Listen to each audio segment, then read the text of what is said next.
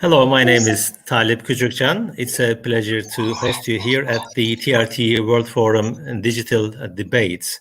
Today, we are going to continue our discussion on the 10th anniversary of the Arab Spring and the legacy and the lessons that we learn from that process. Today, we will be talking on Algeria, one of the leading actors in North Africa. The title of our session is The Arab Spring 2.0, Past Lessons Unheeded in Algeria. I have got three excellent speakers who are all experts on Algerian politics and society. Yusuf Bander is a professor of political science from Qatar University. Thank you for joining us, Yusuf. Yusuf is, let me introduce you very briefly. He is a professor of political science at Qatar University at the Department of International Affairs. And he is a graduate of the universities of Algiers and Glasgow, and he is the author of a book titled as Human Rights and Comparative Politics. Amal, you are also welcome to join us. Amal Boubaker is co-director of the Institute for Social Sciences Research on Algeria. She has very impressive CV before me, actually. She was a visiting fellow in the Middle East and North Africa program at ECFR. She was a part of the Doha Institute for Graduate Studies, and she worked at the German Institute for International and Security Affairs, Brookings Doha Institute, and she was a resident scholar at the Carnegie Middle East Center in Beirut. So she is very active. And Laftar Getas, he is also well known. He is a conflict transformation advisor at Cordoba Peace Institute, Geneva. He holds a PhD degree in international history from the London School of Economics and Political Science, known as LSE at the University of London. He holds a MA degree in American history, and he has many publications on Algerian politics. His forthcoming book is also interesting. It is titled as Algeria and the Cold War, International Relations and the Struggle for Autonomy. I think the book will be with us very soon. Thank you very much again for joining us. Let me begin with you, Yusuf. Some argue that the newly introduced constitutional amendments were not about the new additions, but rather about implementing these changes. Do you think that the Algerian regime is really willing to reform and respond positively to people's demands? Well, obviously, Algeria since February 2019 has seen the eruption of the Arab Spring 2.0, following the events that took place in the in Arab countries as well as Algeria. Obviously, the demonstrations have achieved certain things like the downfall of Bouteflika and so many former prime ministers, high-ranking officers of the Algerian army been jailed. There has been a talk about a new Algeria, i.e. rebuilding Algeria, that began with the elections of Mr. Tebboune as president, and Mr. Tebboune has been talking about a new Algeria. The first step in this building process has been this particular constitution. Now they're talking about new electoral law and electoral system, as well as legislative and local elections maybe in the summer. There has been a partial reshuffle of the Algerian government about a month ago, but in my view, these measures have not gone far enough. I would say that these are cosmetic measures by President Tebboune. They do not go far in defining the rules of the games. The constitution, as far as many observers are concerned, have been very disappointing. The only thing that came into it is he limited the mandates of the president to 2 mandates. This is something that a military man, General Zerwal, when he was president. He introduced a constitution in 1996, and in this constitution he limited the mandates of the president, something that Bouteflika violated in November 2008. So and the second thing is that even the referendum on this constitution saw one of the lowest turnouts in Algerian elections, and not many people are happy about it. And the same thing goes for his elections. He didn't go far enough. And I would say that Tebboune has, obviously, he spent most of something like 3 months or 3.5 months in Germany, in hospital. Also, the COVID pandemic has not helped the situation overall. But I would say that pretty much many Algerians, or the majority of Algerians, have been disappointed by what happened over the last 15 months. Well, thank you for this, I think, very useful frame, and also explaining to us the expectations and whether those expectations are being satisfied by the government. Now, let me move on to Amal. Amal, one of the amendments that stood out in the new constitution is the emphasis on the separation of powers. However, the military seems to be still at the center of power while posturing behind a civilian facade. Will these amendments lead to any substantial changes, in your opinion? Well, indeed, in the new constitution, there's, and for the first time, has clearly put the idea that the army may be able to intervene if it realizes or if it judges that the country is endangered. And this is a very vague way to put it, and we still don't know exactly how and when the army can intervene, but it can intervene thanks to that new constitution, even in opposition to the current president. What we have to understand of Algeria is based on putting ahead, as you have said it, a military presidential, a civilian presidential facade. I think that this model is somehow experiencing some dysfunctions.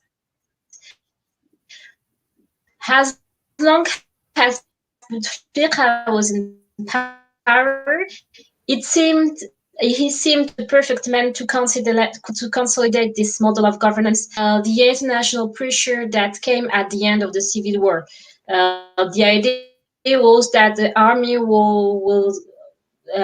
decided to step back, and that a new civilian president was now in power, and there was no pressure or demands of accountability to be directed towards the army. What happened in fourth mandate of the former President Bouteflika is that I believe this model of sharing power or sharing task of balance of power between the army and a president has been disturbed, if I can put it that way, because if you look at, of course, Tebboune has a new president, quite usual for civilian leaders and even military ones in Algeria to have their own constitution revision. It's a way to consolidate the formal aspects of their politics and to try to emphasize their supra-presidential function. And this is very much the case as well in this constitution. But at the same time, I believe made meaningless this hyper-presidential or super-presidential power over all state institutions.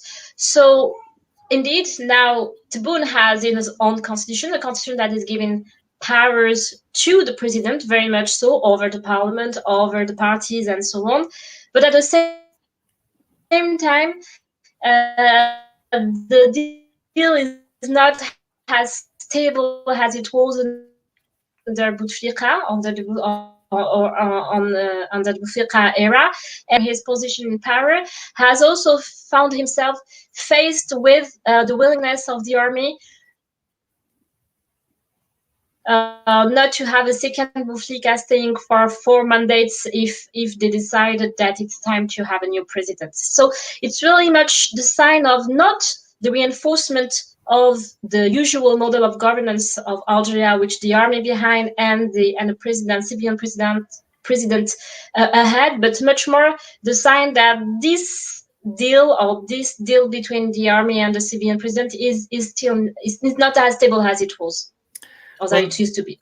Thank you very much, Amal. I think this is a very difficult issue for many Middle Eastern countries and North African countries where the military is well established and they don't want to give up their powers. I mean, we have seen this even in Turkey as well. So we had a number of military coups or military coup attempts in Turkey. They don't want to give up their power. So this is a problem. And we have seen in the 1990s, again in Algeria, there was a lot of discussion and debates on this too. Now, but despite the fact that, the military is there, I think people are demanding change, fundamental changes. They want to have civilian governments. That's why we wanted to just see the impact of Arab Spring. There was a rise and fall of the Arab Spring, but I think at least the aspirations and the dreams that process has created, it is still on the streets. I think it is among the people. In this context, I just want to come to you, Lakhtar, about the role of the army, the political system in Algeria, why there is so much resistance not to change it. But I just want you to reply in the context of Hirak, which is now in the third year. The country has a new president, a new prime minister, a new, I think, army chief, and also amended constitution, as just mentioned by the previous two speakers. However, Algeria's political system more or less is the same. It does not change much. What is the reason behind such resistance to change in the political system of Algeria? Thank you, Dr. I think the essence of the political system in Algeria is that the military, the psyche of the military, they believe, and truthfully they believe, I think, that they established the independent states. We have several examples around the region, and in the third world we have Indonesia as well. We have Burma. These countries that the army believes that they've brought about the states, and it falls to them to guarantee the guardianship of the durability and sustainability of the states. However, in doing so, they undermine themselves and they undermine the project, the independent, the nascent states. And we have seen this throughout the last 60 years of independence of Algeria. Every time it's the army that in one way or another shape the future of the country. The Hirak, the popular protest movement has rocked the system to the core. As Professor Bondal mentioned, we have a score of civil servants, high-ranking civil servants, high-ranking top-brass army officers. The last 3 prime ministers or so in jail or waiting trial. This is unprecedented, and this is thanks to the resilience and solidity of the popular movements that managed to overcome the perils of the decade, the civil war decade, and to come together and united behind one cause to put an end to the humiliating the Algerian society. The Algerians were served time and again, at least since the last 6 years, where the president was incapacitated. So still the army, this is a generation brought up in the Cold War. They see meddling hands in every genuine, even if it is a national, authentic, genuine aspiration for change. They have been schooled in the Cold War psyche of superpower rivalry and covert operations, plotting, and this is one of the major reasons why they keep now and again intervene and belittling any genuine aspiration for change from the population, but from the society. I mean, the difference now is that the population or the Algerians have been mobilized for. We are entering the third year despite the coronavirus pandemic lockdown. But still, the return of the protest movements have showed, at least in the last 3 weeks, that it's still resilient and solid, and you cannot put out a society that has been so mobilized with the cosmetic political initiatives that were put up to keep up appearances. It was possible in the aftermath or in the wake of the end of the conflict, the decade, to keep up appearances, to have a facade of pseudo-democracy, a nominal one, with political parties, sort of private or independent press, elections. As far as the president was delivering, and the oil revenues were coming in. It's the Hirak has rocked that system fundamentally to the core, and it's not easy to rebuild it again or to go back to the previous status. Doctor, I think we all agree with you that political transition, especially in the post-colonial period, not only in Algeria but I think in all states, is very difficult. Quite I think challenging one. But still, I mean, we can see that people are there despite, as you said, many difficulties, economic difficulties, despite the threat of COVID-19. People do not want to give up their demands, their political, I think, dreams.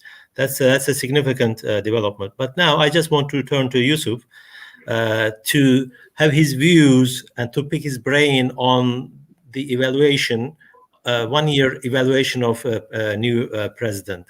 President Tebboune, as you have said, he was in power for the last 1 year. There was COVID, and he spent some time outside. So, he was not very lucky in that sense. But what have been the strategies implemented by the Algerian regime to survive? Because on the one hand, we see that there is a rising demand by people on the streets, as we can see in the Hirak movement. But also the government seems to be, resisting to such changes. What are the main, I think, instruments that they use? And also, what's your evaluation of that 1 year of Tebboune, President Tebboune? Well, I think this is a very large question. We can talk about Tebboune. He's been in power now for about 14 months. Granted that the first 3 months or so, the pandemic started, and for the last year or so, Algeria, like the rest of the world, has been suffering from it.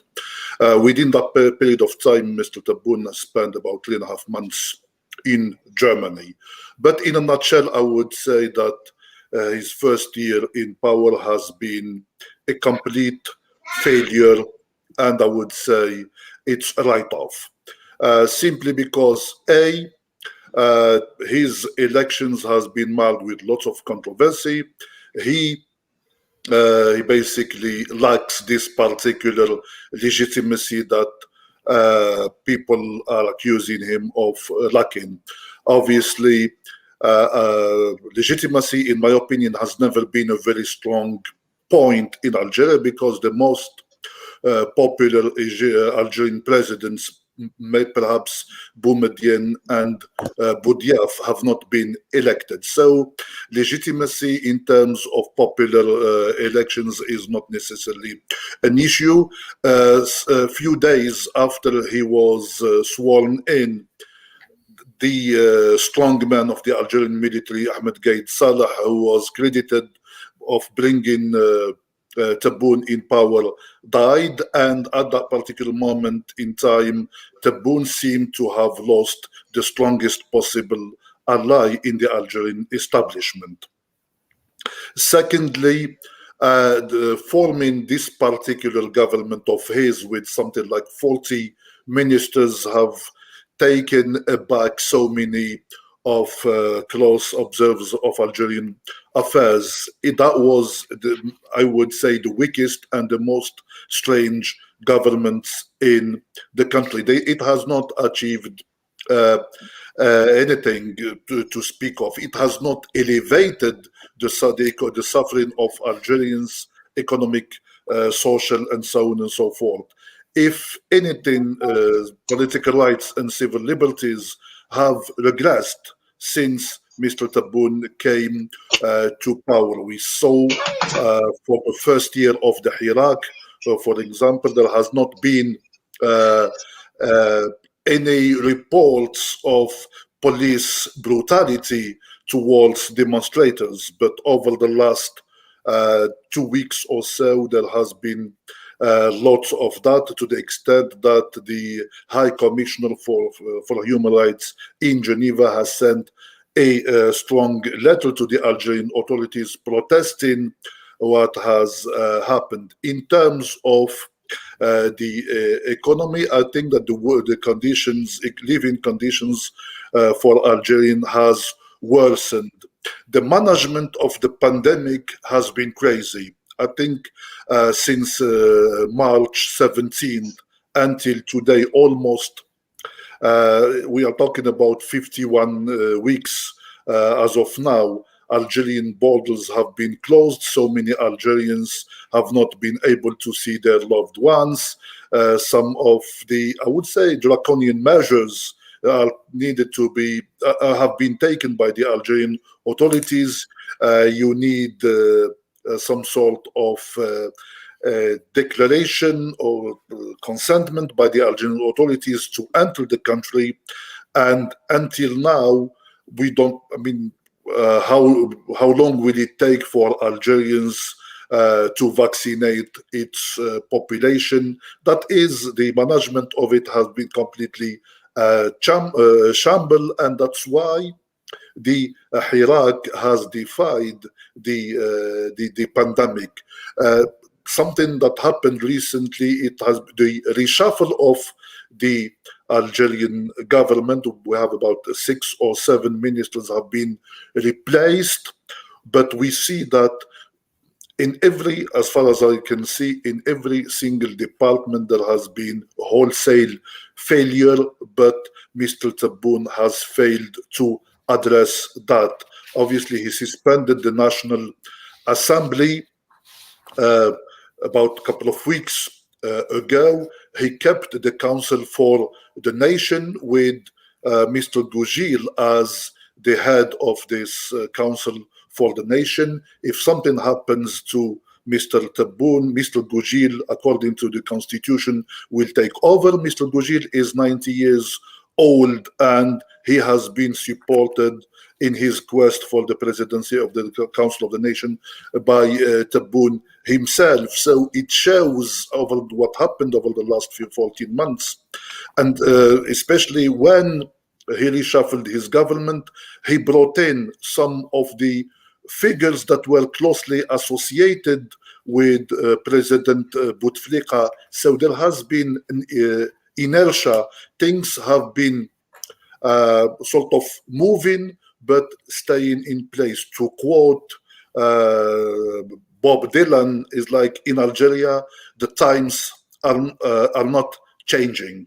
And that what creates, that what added to the frustrations of Algerians. And if we see, for instance, the Hirak over the last 2 weeks, 2 days ago, International Women's Day, instead of celebrating that, Algerian women have gone out to call to bringing down this regime, or at least forcing the regime's hand to make the necessary deep changes to meet the aspirations of Algerian people.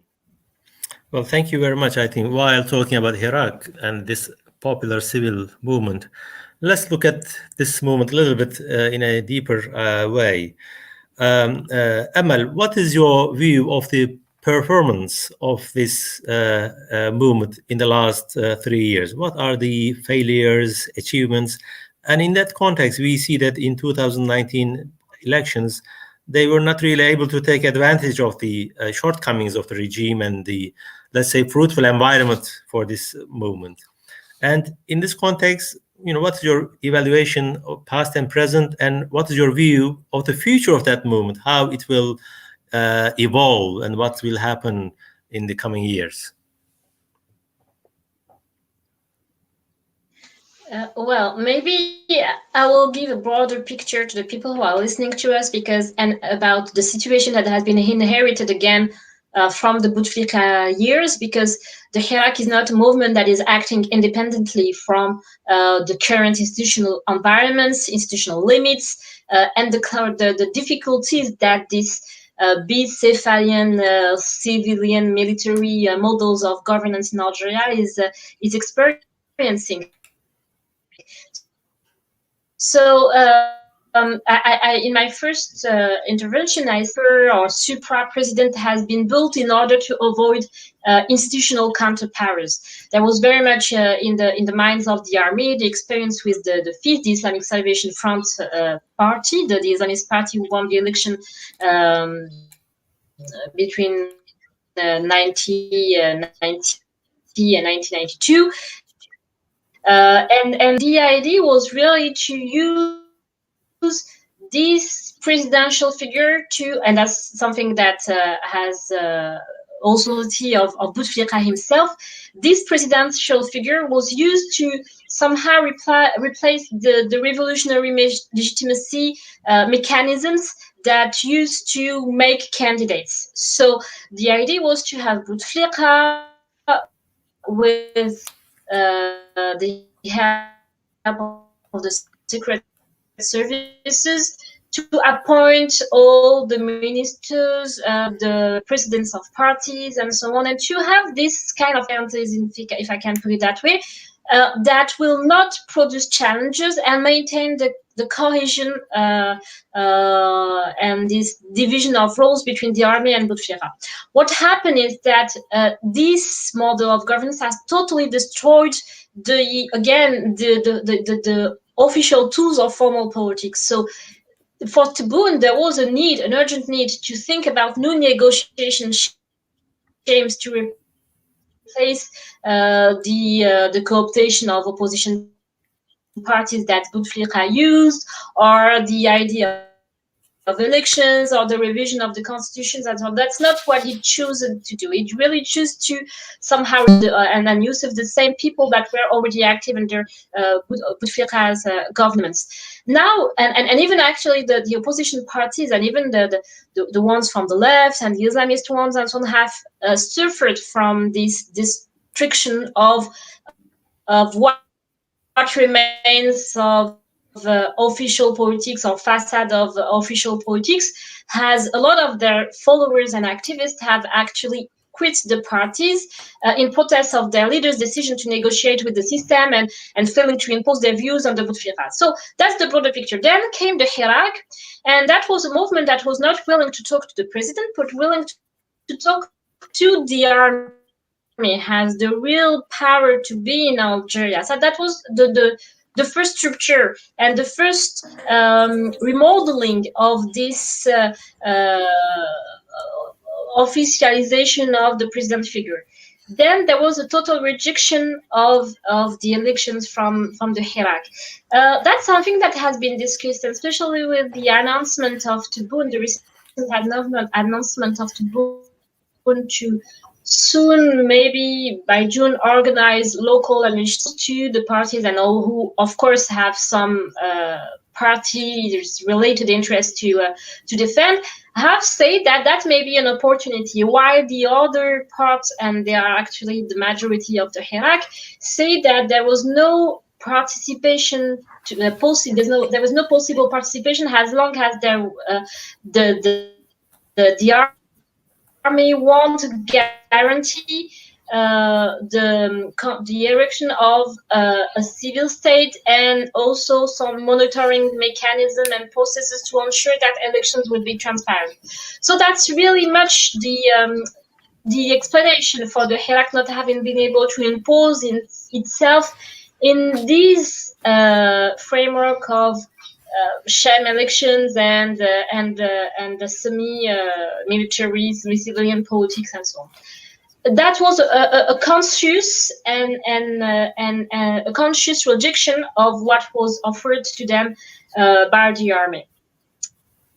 Now, indeed, there's a kind of fatigue within the Hirak, for sure. That's a bit paradoxal, because of course the Hirak is back, and very much so. I mean, even people who have not joined the Hirak before have joined the Hirak this time, especially in the context of a very dire economic, social, and health crisis that the government, and especially the president and even the army, has proved to be unable to manage. But at the same time, there's a kind of fatigue, people are waiting to be offered with new solutions, with a way out. So since the way out seems to be unlikely within this context of having elections, but still having the same way to function, and the power being redistributed in the same hands and the same kind of figures, what I have observed since the Hirak has emerged is really a willingness to organize itself separately, autonomously from state institutions that has been hijacked, if I can put it that way, by the regime. That means that since the very start of the Hirak, we have seen local councils within neighborhoods, within small villages, and so on, that have organized themselves in order to think about a way to be politically autonomous and to organize themselves in an autonomous way. The problem is that police repression and secret services repression and the imprisonment of the emerging leaders of these initiatives has somehow slowing this movement. But I think it's something that we will see more and more, especially as it seems that the president and even the army has no way out to offer to the population outside of the same repeating scenario of having elections, having a new president, and business as usual. So that's how we can explain the difficulties of the Hirak to impose itself, at least in formal politics. Well, I think that's a very useful analysis of the past and also the present.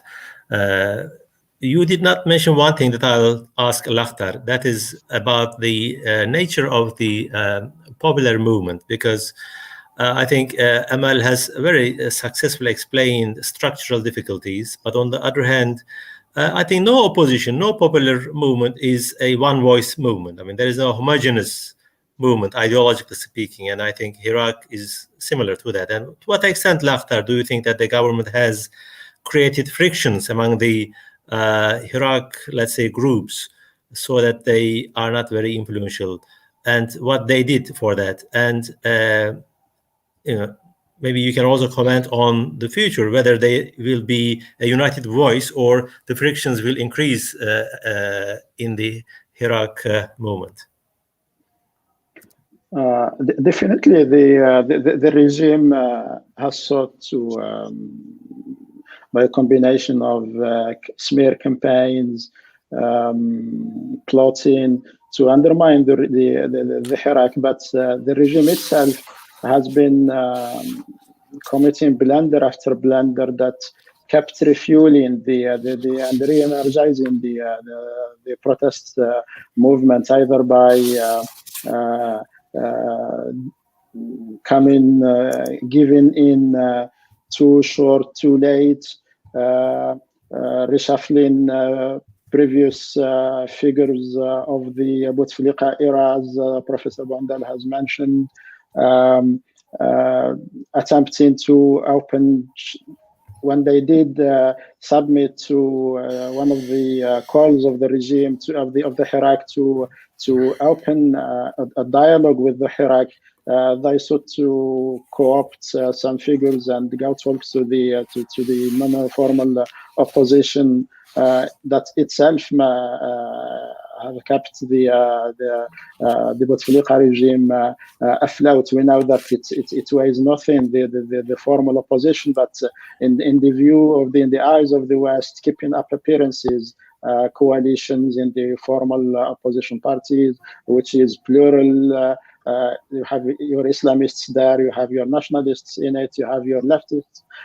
So it's this series of blunders that the Hirak has, the regime, has committed that kept refueling and energizing the Hirak. Coming back to the Hirak movement, of course, it's a leaderless movement, popular one. Horizontal organization, the different constituencies. You have your leftists in it, you have your secularists, you have conservatives, not to say Islamists, you have your nationalists, and you have those who are in it. They're fed up with the dire economic situation. But also, we shouldn't forget that the base of this movement is a generation that has been schooled up in Arab Spring 1. They have been brought up, those who are in their 20s, 30s now, who are fueling the weekly protests, the students. These are the ones who witnessed the Arab Spring Act 1 when they were finishing their secondary school education. These are the ones who have done their graduate studies when the Arab Spring Act 1 was running, and now they are out in the streets jobless. These are postgraduates who have finished 10 years ago and are now still 5-7 years later medical doctors jobless or on precarious jobs. It's this combination of different forces in society that is fueling the protest movement, and with the experience of the decade, the bloody decade, the chaotic 20-year rule of Bouteflika, where astronomical revenues have been squandered. Without delivering the latest, and this is a generation that is interconnected internet, and they look just onto the east and see Tunisia with the modest revenues, tourism, or look to Turkey, or look, and they compare and they said, how come this nightmare, disastrous, chaotic management of the affairs of the states continue? And then they come to the conclusion that the single continuous element that is coherent in all this system is the regime, is the army, and the guardianship or the tutelage that the army have granted themselves in running the affairs of the states. And then they come to the conclusion that's the slogan is that the main slogan of the protest movement: we want a civilian state, not a military one. And so they've identified the issue, and that precisely to the heart of the issue, that there needs to be a reform there. The rest is noise, the rest is cosmetics, and it would be difficult to rebuild the system. Yes, there are frictions within the movements, and it's the regime has labored to exacerbate them, pitting conservatives to secularists or so-called ethnicities. Yet the blunders kept the movement moving, and also it's this generational difference one. Had they started with Islamists just right after Bouteflika toppled and to weaken the movement, had they started with the conservative versus secularists, they might have to some time, and I'm not convinced that to undermine the movements. But they did a blunder to start with something that this new generation, these 20s, 30s, they no longer see a problem if you are Amazigh and you could be still Amazigh and Algerian, and you could be still, it was a different era, and they were using the playbook of former gone time. And then when they tried to catch up, right now they are using the conservative secularists card, and I believe it will backfire, because if the noise on the social media, but you go down to the streets, you see a different picture. And the other element that is limiting the impact of these frictions or the campaigns of the regime to divide the movement is that it isn't a formal opposition, formal political parties that were playing the political game, but also had the foot on the opposition that is the backbone of the movement. They are completely the formal opposition, with the exception maybe of RCD, that is in the Islamists. That if you were planning to pit Islamists to secularists in this Hirak movement, you have the official Islamists in Algeria, the NSP party. Just 2 weeks before the movement, on a national private TV, they were saying that the people will not come out, and they were saying that it's perilous and then disastrous if the people come out, and yet Algerians came out into the port, in the streets on the 22nd. So the absence of that dominant formal political movement in the Hirak is in fact the strength why this protest movement is ongoing. As any movement, there are discussions within it, but it's so far the regime has fired, and it's my conviction that the playing on the secularist Islamist code will backfire and will not deliver for the regime. Well, thanks for these, I think, important details that really enables us to better understand the Hirak movement. As Lakhdar, I think, described, this generation is called Generation Z. So it is their approach to politics, their methods that they use, and their demands, and the articulation and rhetoric, political rhetoric is fairly different. And now I just want to come to Yusuf again on the articulation of the movement. I think Lakhdar has very clearly said that there are many ideological currents in the movement, but there's a strong ground. The objective is the same, and there is a very, I think, there's almost a consensus that there should be some change. But despite such, I think, strengths, as far as we can see, Hirak created a momentum, this is true, but failed to, I think, realize the changes, real changes. What are the reasons behind it? And you can also maybe add a few things to what Amal and Lakhdar said about the nature of the movement.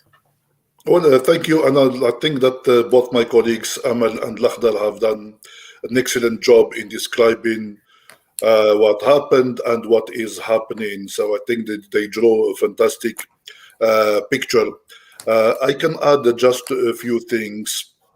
The protests in Algeria has been a hobby over the last 20 years or so. And but when we look at the protests before, it has been geographically localized in certain parts of the country, or it has been localized by certain groups, like, say, teachers, professors, doctors, and so on and so forth. The difference with the Hirak is it is Algerian. So people see themselves as Algerian first. There are obviously so many different currents, but these currents have been put aside for the duration of the Hirak. They see themselves as Algerians. They see that the problems with Algeria is this particular military-backed government. Like Lakhdar said, the Bouteflika regime squandered billions and billions of dollars, enough to rebuild Iraq and Syria together. The second thing, I think there is a generation gap. The ruling elite in Algeria is still living in the 60s with the typewriter. The new guys at the moment, the Hirakis, are using their iPhone, they are using their Samsung, they are using Twitter, they are using so many million this new technology in order to do that. The second thing is that the Algerian regime lately is trying to revert to the old practices where it demonize opposition. Before, they used to say basically the Berbers, they're looking for autonomy and so on and so forth. The Islamists are going to establish an Islamic Republic or Islamic state, and where women will be relegated to the background and so on and so forth. But if we look at what happened recently, and I have three particular examples to show. We have Ben Grina, basically an Islamist, and he was a candidate for the presidential elections, attacking what he called the Dashra, the neighborhood. This is a colloquial term in Algeria used to refer to the Amazigh or to the Berbers in Algeria. In other words, we are seeing the regime through Ben Grina attacking the Berbers. Louisa Hannoun, who was in jail apparently for complotting against the country with the Said Bouteflika and the current and former heads of the Algerian security services, Tartag and Toufiq Madian. She has been accusing the Islamists. So we have here the two angles, discrediting the Islamists on the one hand using Louisa Hannoun, and discrediting the Berbers using Ben Grina. Also, a senator, the Ben Zaim, came out and he was telling Algerians that, for instance, Assoul, who was a member of the appointed parliament in transition from 1994 to 1997, saying that she was a member of this particular parliament, between inverted commas, and she's earning something like 40 million centimes. This is the Algerian currency, a month retirement for life, where we have the minimum guaranteed wage in Algeria is 2 million.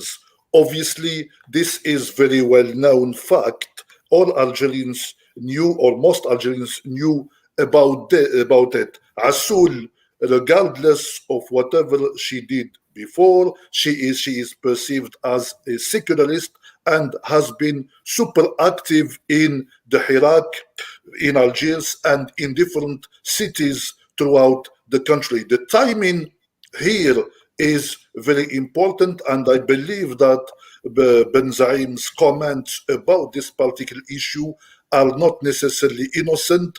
I can see three angles from which we attack the Hirak and try to divide it.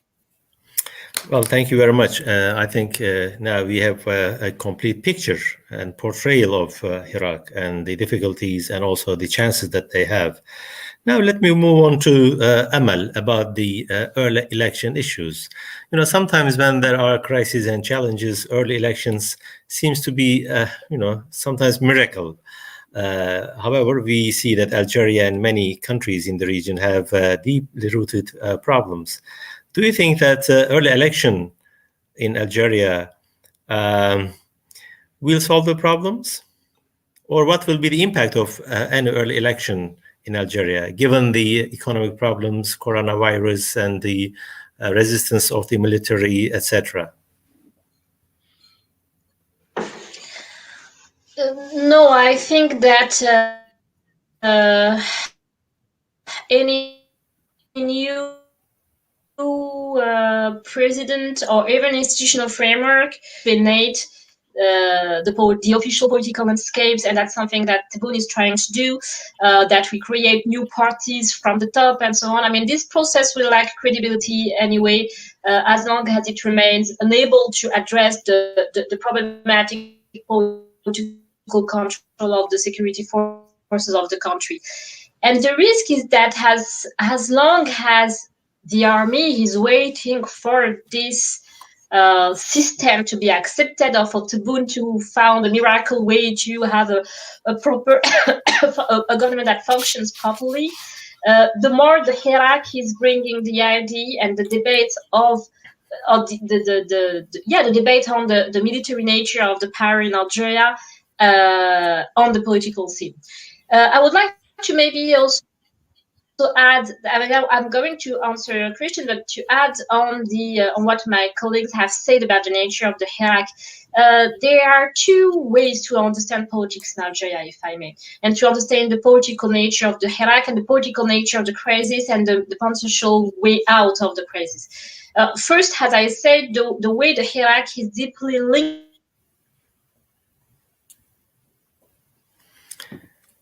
It seems that we have lost Amal. Hopefully she will join us very soon. At least I cannot hear. I guess Yusuf and Lakhtar cannot hear either. Maybe we can communicate with her. And now let's move on to Lakhtar. I just would like to ask you a similar question that I asked to Yusuf, the performance of the government in 1 year, especially the current president, given the... Oh, now Amal is back. Okay, Amal. Yeah, I'm sorry if I can resume what I was saying. So we have had for the past 20 years a lot of riots in the countries. We have had riots against the security apparatus of the power, like families of the disappeared, people who are asking for some transparency for what has occurred in the 90s and so on. This is linked to the international security functioning of the regime. We have had protests that are challenging the entire nature of the I'm sorry. Of the to have my colleague answer, and I will come back to you. Okay. All right. I think if I'd like to pick up on follow up on please on what Amal was saying is as I said before, it's not possible to rebuild the facade following such deep mobilization of the society. First, because of the strength of the protest movements and the peaceful nature of the movement, and any attempt to put it down by brute force, it will backfire, and it will generate the international condemnation to which Professor Bondel mentioned at the beginning, the latest statement by the UN Human Rights Council. The second element is that this system that they are trying to rebuild is being rebuilt by the same instruments, flawed and rigged instruments of the Bouteflika regime, and you cannot sell it down. I mean, you have a constitution that has been discussed and passed by the government, the parliament of Bouteflika in his last term. You have elections that have been organized by the ministers of Bouteflika and by the local councils that were deeply flawed, also elected in the last term of Bouteflika before his ousting by the military and the protest movement pressure. These two instruments, you have figures of all the regime era from the past. You cannot rebuild it with the same figures. It's difficult, a hard sell for the population. The other element is that time and again the Hirak movement has been calling for. I mean, they have not been calling for something extraordinary. They have been calling for an inclusive dialogue, a national dialogue to which the army would be part, a national conference to sort out things and agree a transition. If we take a step back to the beginning, just right after Bouteflika was ousted, there were two competing narratives, if you'd like. There was one narrative saying that the Hirak calling for a national conference for inclusive dialogue, agree a transition period, and then we'll at the Tunisian model, and we will move on. And there was the regime's or the army's narrative, which was the transition is the transition period is a danger. It might lead us to the Libyan, Yemeni, or other scenarios. So this competing. But look now, 2 years later, or 3 years later, or 2 years later, had we gone through a short transition, would have sorted out, and we would have gained all this time. That is, now we are like back to square one. And Bouteflika was quasi absent during his last year. Tebboune was also. We have now a dissolved government, dissolved the lower house of the assembly, and the government in disarray, and the total discreditation of the political game in Algeria. Lahtar, thank you very much. We have got a few minutes to go. I think we should give floor to Amal again for her maybe last remarks, huh? Then I'll move on to Yusuf for your last observations. Yeah. Okay. Yeah, sorry for the interruption.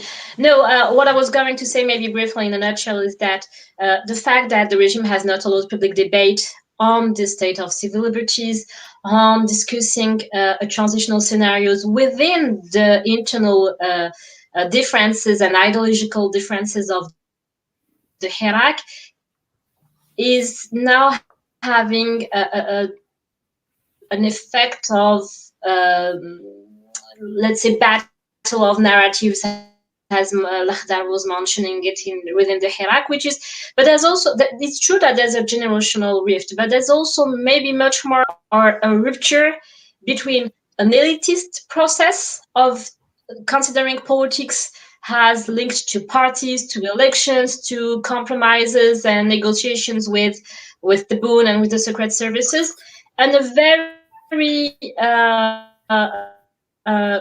grounded way to do politics from the majority of the population, which actually for the past 20 years and even more have not been allowed to act. How I have doubts that there could be, I mean, these differences are somehow irreconcilable. And again, I think we're going to have this parallel track of the Hirak thinking about its own transition in a very tumultuous way, and with exposing the internal ideological or simply social status differences, and the army with the figure of the president on the other side trying to go on with this this process of trying to organize presidential elections that are no meaningless, or local and legislative elections that has actually no competition. So it's going to be complicated. Now, my and I think last it's going question to is take to Yusuf. Yusuf, there is a tendency in some countries which do not want to change the system to usually securitize the problems. Now, there is a coronavirus problem, and some countries, some leaders might, or some regimes might securitize this, and in order to delay or reject the social and political changes, they just try to deal with this issue. What is the likelihood of securitization of such crisis in Algeria to, let's say, turn a blind eye to social and political demands? Well, I think they have been trying to do that for the last year or so. I think that the pandemic has been God's gift to the Algerian new ruling elite, new between inverted commas elite, and they would continue, or they would try to continue to do that. Obviously, what happened over the last week or so, 2 weeks, has taken the Algerian authorities by surprised. They did not expect people to come out defying the so-called pandemic. I think that the authorities have lost the bet. The people in Algeria are they have achieved a few things. I mean, if you told Algerians that, for instance, Bouteflika will not be in power and so many of his officials in jail, they would think that you're crazy. So they have achieved certain things. The Hirak still believes that they can achieve a lot of things. Now, especially with the intervention of the High Commissioner for Human Rights, is a very strong signal, to the Algerian authorities, but also to the Iraqis. The Algerian authorities want to go for elections because it's okay.